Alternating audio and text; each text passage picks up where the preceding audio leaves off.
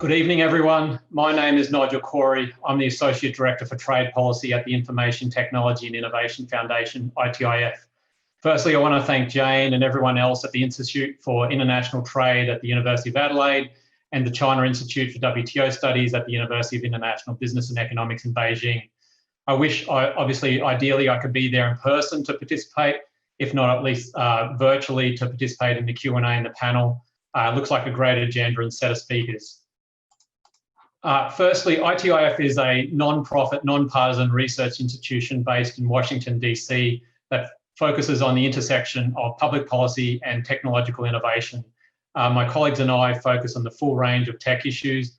I myself focus on digital trade, data governance, digital intellectual property, and other high-tech trade issues. And on the basis of this work, ITIF has been fortunate enough to be considered the world's leading science and technology policy think tank over the last few years.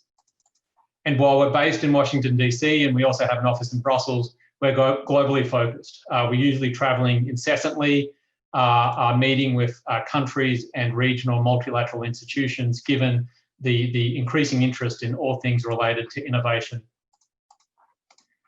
There are four key points that I want to raise up front in addressing my topic, that being digital trade, the prospects for new trade governance amidst emerging protectionist digital industrial policies, and national security concerns.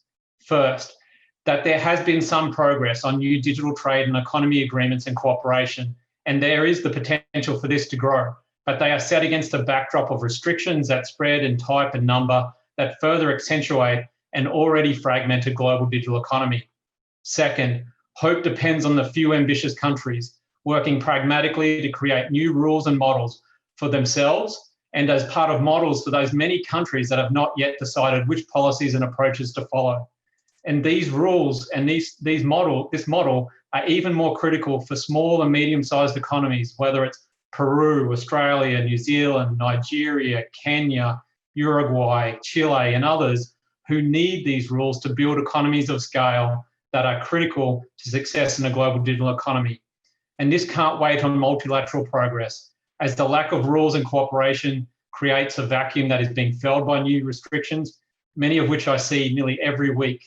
Likewise, it can't wait for any idealistic push for harmonisation on digital issues like privacy.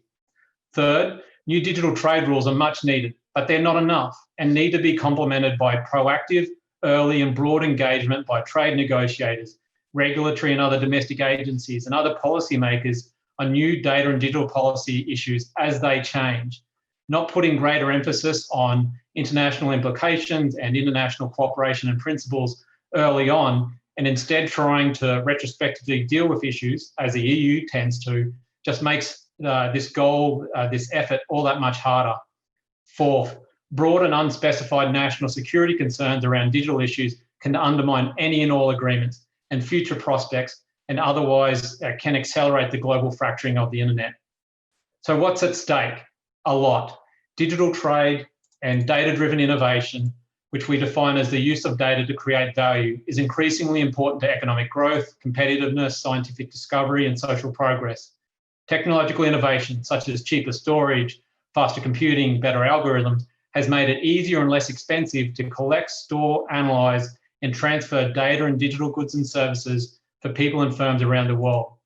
Businesses use data to create value, and many can only maximise the value of this data when it can flow freely across borders, while obviously still managing and protecting that data as per local laws, so that these rules essentially move with the data. All sectors, not just those considered tech, of an economy, and all countries, not just developed economies, benefit from the greater use and transfer of data and digital goods and services, as they're now critical inputs to firm competitiveness and economic productivity. Within this debate, there is a need for precision. Of course, countries should be allowed to enact regulations for privacy, cybersecurity, prudential oversight, and other legitimate needs. The cost of abiding by these rules is a normal part of doing business. But it's when policymakers and countries don't do any sort of cost-benefit analysis or any sort of weighing up of alternative options before proceeding to overly restrictive and discriminatory policies that we really should be concerned. Success in today's digital economy depends on how effectively organisations can leverage data to generate insights and unlock value, and use, share, and trade these across borders. The value of data comes from how it's used, and the enabling factors that allow this, like education and infrastructure, value does not come from where the data is stored. Much of the value that firms derive from data comes not from individual data points, but from collective data, so-called big data. But it's also about the quality of data, such as the completeness, the accuracy, and the timeliness. Competitive advantage for firms in the modern economy is not necessarily acquired by accumulating lots of data, but rather by developing the capabilities to make better use of high-quality data consistently over time. And this is why policymakers should encourage as many firms as possible to be data-rich, wherever the data and digital products come from, rather than fear that data is some finite resource that must be evenly and coercively distributed or locked away within a country. And this is where cross-border data flows and digital trade are important, as they help firms build data sets, develop and apply analytics to deliver digital goods and services back across borders as part of larger economies of scale and scope, which thereby drive productivity and innovation. Now, turning to digital protectionism. It's very easy for me to be pessimistic when looking at where the global digital economy is going. Digital protectionism is spreading. The global importance of data, cross-border data flows, and digital trade has been paralleled with a corresponding rise in barriers and restrictions.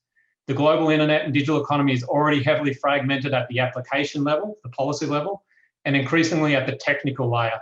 And while I focus on data localization, which is where countries force firms to store data within a country's borders, the range of tools that represent digital protectionism are many and varied. They include opaque and restrictive digital content review processes, arbitrary and restrictive licensing for key IT services. I analyse each of these in painful detail in recent US Senate testimony that I'm happy to share at the end. And while there's no common definition of digital protectionism, there are two common trade criteria that can be used: that of national treatment, i.e. discrimination, and trade restrictiveness. On both counts, a strong case can be made that data localization, for example, is less favourable to foreign firms and is overly trade restrictive. For example, localization unreasonably differentiates between domestic and foreign products, services, and forcing the latter to use local services when they otherwise would not. Localization cuts off market access for firms involved in the cross-border supply of services. It disproportionately affects SMEs as they don't have the resources or the expertise to deal with burdensome restrictions in every country they may operate in. And this removes a central benefit of the internet, which otherwise removes or reduces the impact of geography on trade. Data localization also undermines the ability to use and trade data analytics services, which are often central to a firm's competitiveness.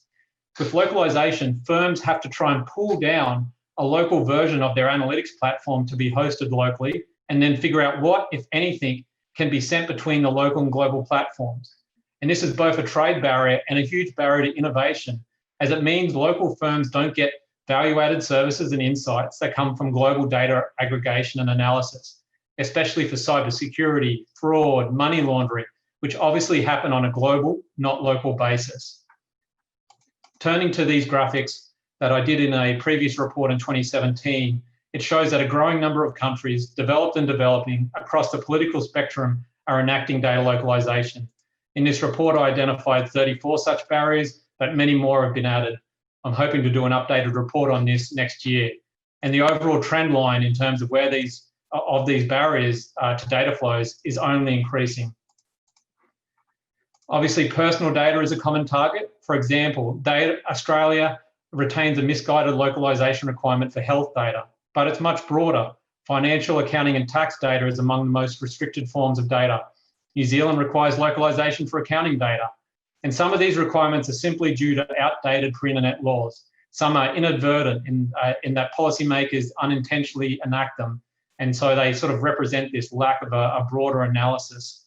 However, in many cases in China, India, and elsewhere, it's much more recent and explicitly targeted. Turning to China, which is a world leader in blocking data imports via the Great Firewall and data exports via extensive data localization.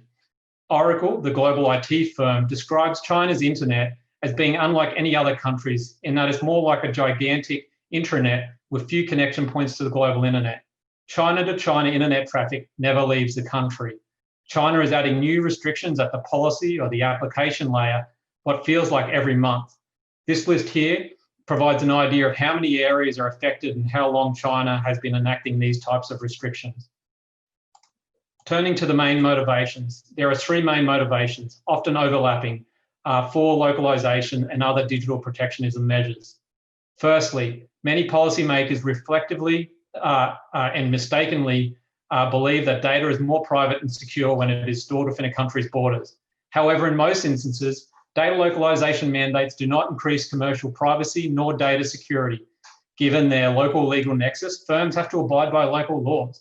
They can't escape them by transferring data overseas. Also, local storage doesn't avert government surveillance and in many cases makes it easier. On cybersecurity, many policymakers misunderstand that the confidentiality of data does not generally depend on which country the information is stored in, only on the measures used to store it securely. A secure server in New Zealand is no different from a secure server in Brazil. Data security depends upon the technical, physical, and administrative controls implemented by the service provider, which can be strong or weak, regardless of where the data is stored. And then secondly, some countries believe localization offers a quick way to force high-tech economic activity to take place within their borders. This is costly and misguided, cutting off firms from cutting-edge services and raising the cost of IT services. Finally, there are concerns over government access to data. And here we need to differentiate between countries like China and Russia, which require access for social and political purposes, and the many other countries that seek access as part of cross-border law enforcement investigations. Turning to national security, which looms larger and larger over these issues. It can be both explicit and underlying some of these motivations. The intangible and hard to attribute nature of the digital economy lends itself to overly broad, self-defined use of unspecified national security concerns. The real and imagined bogeyman of government surveillance can and has been used as a rationale for restrictions. China has long applied an overly broad conceptualization of national security across a broad range of the economy.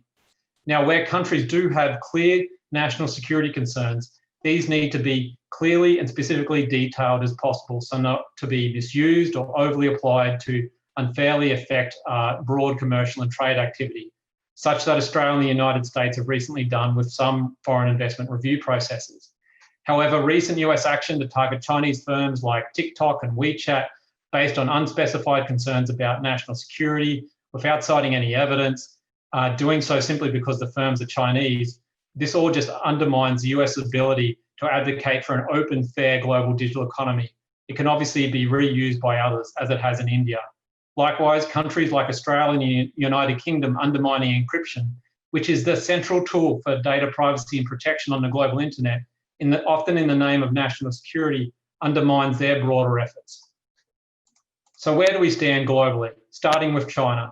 A review of all of its trade agreements, its WTO engagements and dispute cases, and its emerging domestic data governance regime shows a consistent trend that it does not want to make commitments on data flows and digital trade. China views the issues through an outdated lens of platform-based small package e-commerce. Yes, this should be part of the agenda, but only focusing on the movement of these goods, not data or digital goods and services, ignores a large and far more important part of the global digital economy. China hasn't joined APEC's cross-border data privacy regime. China's long blocked dozens, hundreds of foreign tech firms and digital goods and services. And now, as Chinese tech firms go global, they and the Chinese government expect to benefit from open and fair market access, despite the lack of reciprocation. And I expect it'll be on the receiving end of more responses in the future. So until China gives up its strident view of national cybersecurity, it really should be disqualified from playing a role in global rule-setting activities for digital trade. Moving on, Russia is more akin to China in pursuing digital authoritarianism and protectionism. India is envious of China's model, despite being home to a globally competitive services sector. Likewise, China is also drawn to China's model.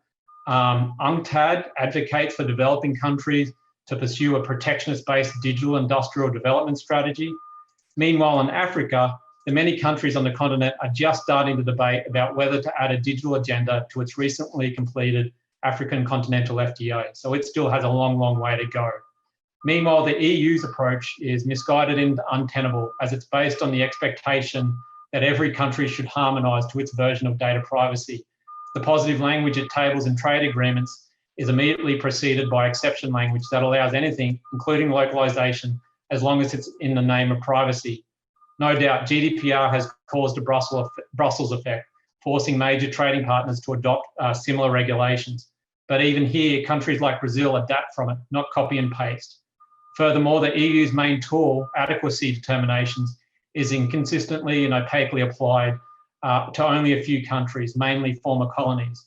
And the EU continues to play Jenga with other data transfer mechanisms, with the invalidation of the EU-US Privacy Shield and the potential use of standard and contractual clauses. Onto Asia Pacific and Latin America.